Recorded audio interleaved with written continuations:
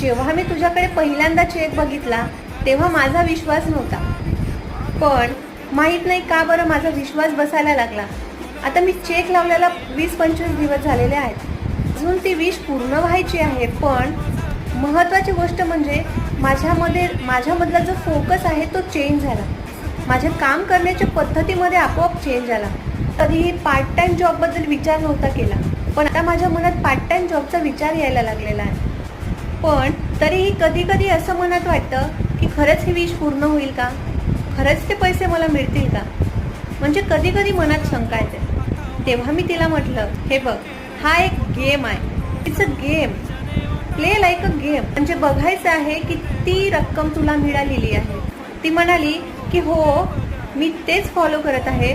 मी बघत आहे की चेक मला मिळाला आणि मी बँकेत जाऊन तो विड्रॉल करत आहे. मी म्हटलं थांब, ही प्रोसेस